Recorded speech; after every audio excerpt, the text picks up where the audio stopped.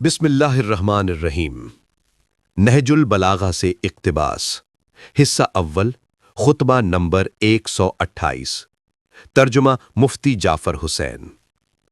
जब हजरत अबू जर रजी अल्लाह ताला अन्हु को रब्जा की तरफ जलावतन किया गया तो उनसे खिताब करके फरमाया, ए अबू जर, तुम अल्लाह के लिए गजबनाक हुए हो, तो फिर जिसकी खातिर ये तमाम गमो गुस्सा है उसी से उम्मीद भी रखो। इन लोगों को तुमसे अपनी दुनिया के मुताल्लिक खतरा है और तुम्हें इनसे अपने दीन के मुताल्लिक अंदेशा है। लिहाजा जिस चीज के लिए उन्हें तुमसे खटका है वो उन्हीं के हाथ में छोड़ो, और जिस शय के लिए तुम्हें इनसे अंदेशा है उसे लेकर इनसे भाग निकलो। जिस चीज से तुम इन्हें महरूम करके जा रहे हो, काश कि वो समझते कि वो उसके कितने हाजतमंद हैं, और जिस चीज को उन्होंने तुमसे रोक लिया है उससे तुम बहुत ही बेनियाज हो। और जल्द ही तुम जान लोगे कि कल फायदे में रहने वाला कौन है और किस पर हसद करने वाले ज्यादा हैं।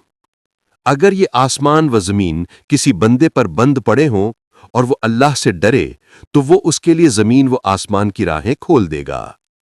तुम्हें सिर्फ हक से दिलचस्पी होना चाहिए और सिर्फ बातिल ही से घबराना चाहिए। अगर तुम उनकी दुनिया कबूल कर लेते तो वो तुम्हें चाहने लगते, और तुम उसमें कोई हिस्सा अपने लिए मुकर्रर करा लेते तो वो तुमसे मुतमईन हो जाते। वजाहते मुअल्लिफ। अबू जर गफारी का नाम जुंदब इब्ने जुनादा था। रब्जा के रहने वाले थे, जो मदीना की मशरकी जानिब एक छोटा सा गांव था। जब बेसत रसूल सल्लल्लाहु अलैहि वसल्लम का तज़किरा सुना तो मक्का आए और पूछगछ करने के बाद पैगंबर सल्लल्लाहु अलैहि वसल्लम की खिदमत में बारी याब होकर इस्लाम कबूल किया, जिस पर कुफार कुरैश ने उन्हें तरह तरह की तकलीफें दीं, अजियतों पर अजियतें पहुंचाईं, मगर आप के सबात कदम में लग़ज़िश न आई। इस्लाम लाने वालों में आप तीसरे या चौथे या पांचवें हैं, और इस सबक़त इस्लामी के साथ आपके ज़ुहद व इत्तक़ा का ये आलम था कि पैगंबर अकरम सल्लल्लाहु अलैहि वसल्लम ने फरमाया कि मेरी उम्मत में अबू ज़र ज़ुहद व वरा में ईसा इब्ने मरियम अलैहिस्सलाम की मिसाल हैं।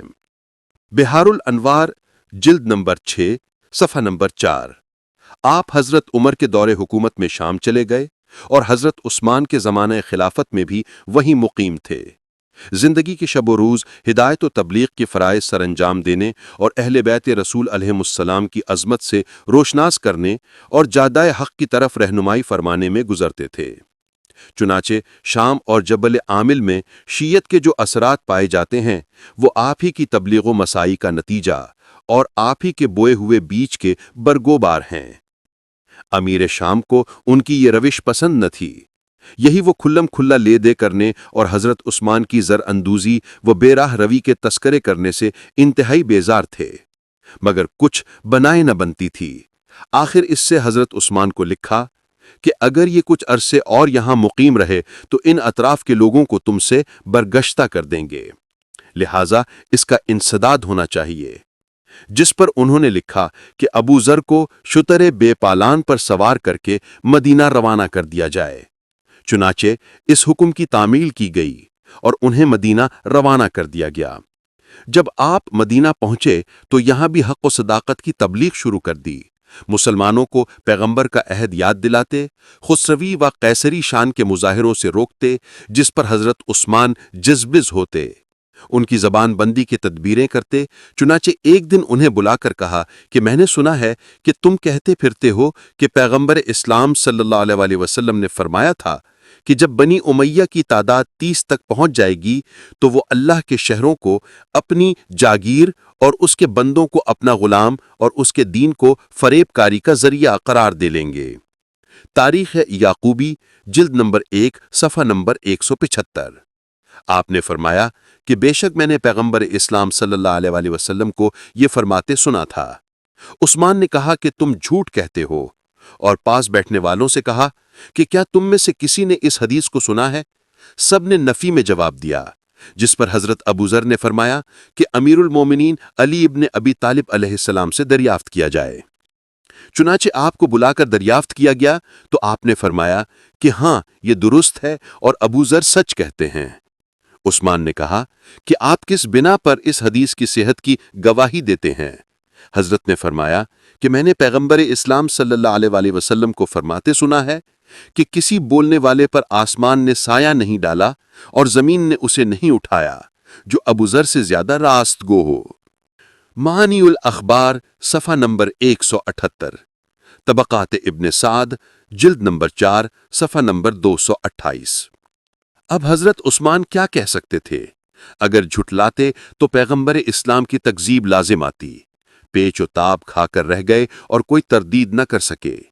ادھر حضرت ابو ذر نے سرمایہ پرستی کے خلاف کھلم کھلا کہنا شروع کر دیا اور حضرت عثمان کو دیکھتے تو اس آیت کی تلاوت فرماتے، وہ لوگ جو سونا و چاندی جمع کرتے رہتے ہیں اور اسے اللہ کی راہ میں خرچ نہیں کرتے، ان کو دردناک عذاب کی خوشخبری سنا دو، جس دن کہ ان کا جمع کیا ہوا سونا چاندی دوزخ کی آگ میں تپایا جائے گا اور اس سے ان کی پیشانیاں، پہلو اور پیٹھیں داغی جائیں گی، اور ان سے کہا جائے گا کہ یہ وہی ہے جسے تم نے اپنے لیے ذخیرہ بنا کر رکھا تھا، تو اب اس ذخیرہ اندوزی کا مزہ چکھو۔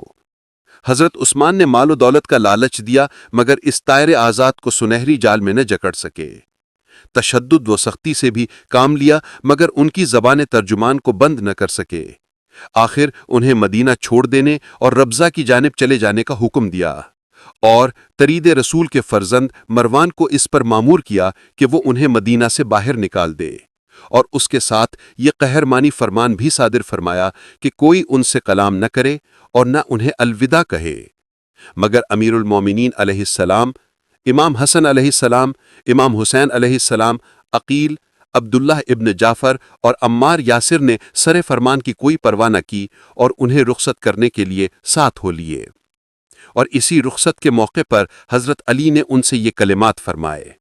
ربضہ میں حضرت ابو ذر کی زندگی بڑی ابتلاؤں میں کٹی، یہیں پر آپ کے فرزند زر اور اہلیہ نے انتقال کیا، اور جو بھیڑ بکریاں گزارے کے لیے پال رکھی تھیں وہ بھی ہلاک ہو گئیں۔ اولاد میں صرف ایک دختر رہ گئی جو فاقوں اور دکھوں میں برابر کی شریک تھی۔ جب سر و سامان زندگی ناپید ہو گئے اور فاقوں پر فاقے ہونے لگے تو اس نے حضرت ابو ذر سے عرض کیا کہ بابا، یہ زندگی کے دن کس طرح کٹیں گے؟ کہیں آنا جانا چاہیے اور رزق کی تلاش کرنا چاہیے۔ جس پر حضرت ابو ذر اسے ہمراہ لے کر صحرا کی طرف نکل کھڑے ہوئے مگر گھاس پات بھی میسر نہ آ سکا۔ آخر تھک کر ایک جگہ بیٹھ گئے اور ریت جمع کر کے اس کا ڈھیر بنایا اور اس پر سر رکھ کر لیٹ گئے۔ اسی عالم میں سانسیں اکھڑ گئیں، پتلیاں اوپر چڑھ گئیں، نس کی حالت طاری ہو گئی۔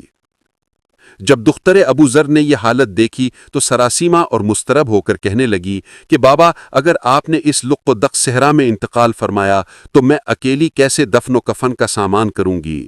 آپ نے فرمایا کہ بیٹی گھبراؤ نہیں، پیغمبر اکرم صلی اللہ علیہ وآلہ وسلم مجھ سے فرما گئے تھے کہ اے ابو ذر، تم عالم غربت میں مرو گے اور کچھ عراقی تمہاری تجہیز و تکفین کریں گے۔ تم میرے مرنے کے بعد ایک چادر میرے اوپر ڈال دینا اور سرے راہ جا بیٹھنا، اور جب ادھر سے کوئی قافلہ گزرے تو اس سے کہنا کہ پیغمبر اسلام کے صحابی ابو ذر نے انتقال کیا ہے۔ چنانچہ ان کی رحلت کے بعد وہ سرے راہ جا کر بیٹھ گئیں۔ کچھ دیر کے بعد ادھر سے ایک قافلہ گزرا جس میں بلال ابن مالک مزنی، احنف ابن قیس تمیمی، صوصعہ بن سوحان عبدی، اسود ابن قیس تمیمی اور مالک ابن حارث اشتر تھے۔ جب انہوں نے حضرت ابو ذر کے انتقال کی خبر سنی تو اس بے کسی کی موت پر تڑپ اٹھے، سواریاں روک لیں اور ان کی تجہیز و تکفین کے لیے سفر ملتوی کر دیا۔ مالک اشتر نے ایک حلہ کفن کے لیے دیا جس کی قیمت 4000 درہم تھی، اور تجہیز و تکفین کے فرائض سر انجام دے کر رخصت ہوئے۔ یہ واقعہ 8 ذی الحجہ 32 ہجری کا ہے۔